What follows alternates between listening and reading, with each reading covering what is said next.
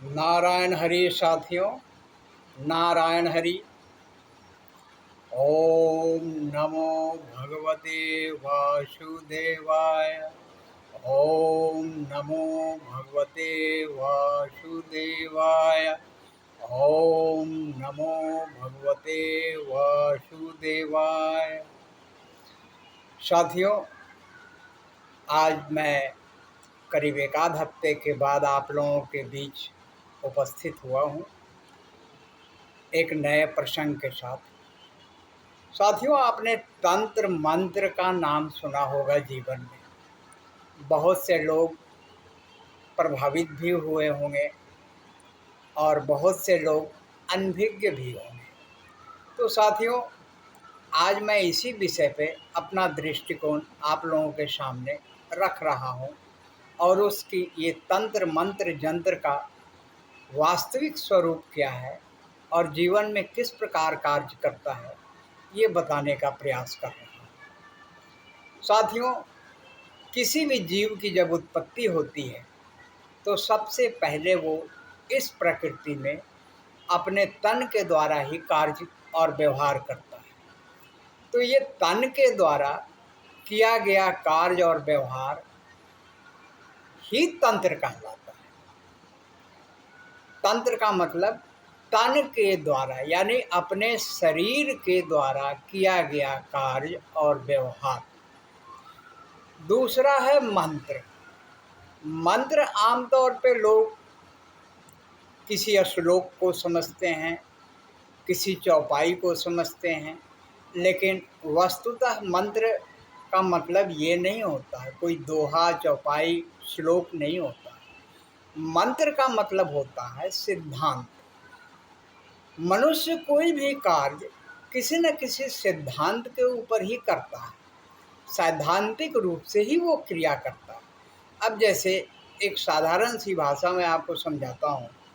हमें अगर खाना बनाना है, सपोज दैट सब्जी बनाना है, तो सब्जी में कौन कौन से तत्व होने चाहिए, तीखा कितना होना चाहिए, उसमें तामसिक गुण क्या क्या होना चाहिए, या सादा भोजन होना चाहिए। कहने का मतलब अपनी इच्छा अनुसार हम उसमें सिद्धांत को चेंज करते हैं और तत्वों को हम मिश्रित करते हैं। यानी सिद्धांत बदल जाता है तो प्रक्रिया भी बदल जाती है और इस प्रकार हम कोई भी व्यंजन तैयार करते हैं। इसी तरह किसी भी क्रिया को करने के लिए किसी न किसी रूप से हम सैद्धांतिक रूप का प्रयोग करते हैं। तो मंत्र का मतलब होता है सिद्धांत।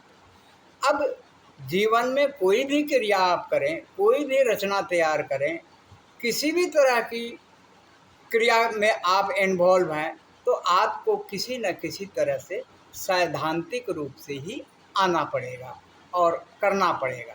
अगर आप कृषि कर रहे हैं तो, अगर आप उद्योग चला रहे हैं तो, अगर आप दुकानदारी कर रहे हैं तो, अगर आप पढ़ाई कर रहे हैं तो, अगर आप किसी की सेवा कर रहे हैं, तो सब जगह कोई ना कोई सिद्धांत काम करता है और इसी सिद्धांत को हम मंत्र के नाम से जानते हैं।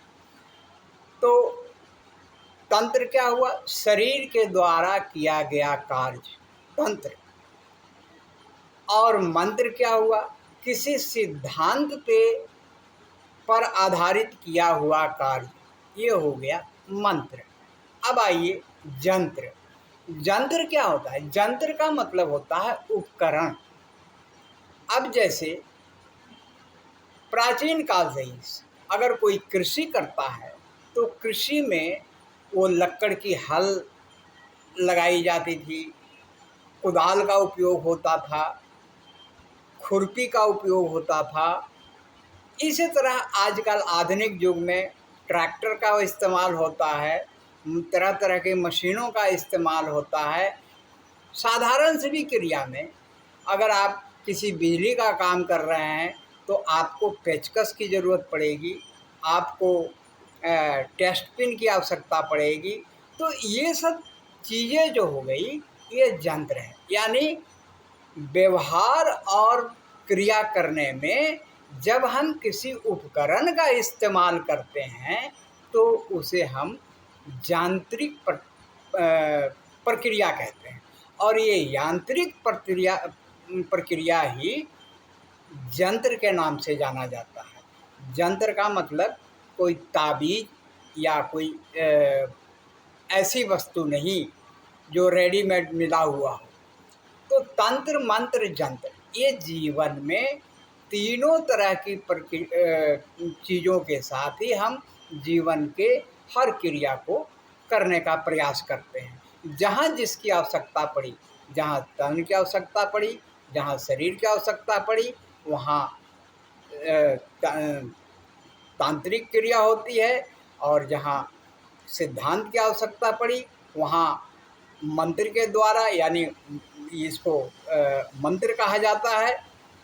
और जहाँ उपकरण की आवश्यकता पड़ी उस प्रक्रिया को करने के लिए, उस क्रिया को करने के लिए हम उपकरण का साथ लेते हैं, तो ये यंत्र कहलाता है।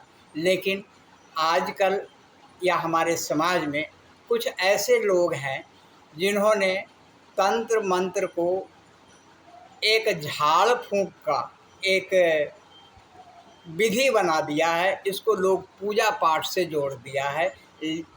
इसमें जो अबुझ लोग हैं, जो लोग इस चीज़ों को नहीं जानते हैं, वो लोग इन ऐसे प्रकार के लोगों के चंगुल में आकर और अपना समय, पैसा सब कुछ नष्ट करते हैं। और वस्तुतः सामने वाला भी उनको तंत्र मंत्र और यंत्र में उलझाकर तरह तरह के मानसिक दास्ता का शिकार बना लेता है। अतः साथियों, आप लोग सावधान हो जाओ। तंत्र मंत्र यंत्र कोई पूजा पाठ का कार्यक्रम नहीं है, यह जीवन की आवश्यक प्रक्रिया है। हम लोग इस तंत्र मंत्र और यंत्र के साथ ही जीवन के नए आयाम को छूते हैं, नई ऊंचाइयों को प्राप्त करते हैं, अपने मन के अनुसार सारी चीज़ों का व्यवस्था करते हैं, जिसमें इन तीनों चीज़ों की आवश्यकता होती है। अतः आप ये अपने दिमाग से निकाल दें कि तंत्र मंत्र यंत्र किसी पूजा पाठ का अंग नहीं है, बल्कि ये जीवन का एक बहुत ही अमूल्य और आवश्यक चीज़ है, जो हमारे जीवन के लिए बहुत आवश्यक है। नारायण हरि।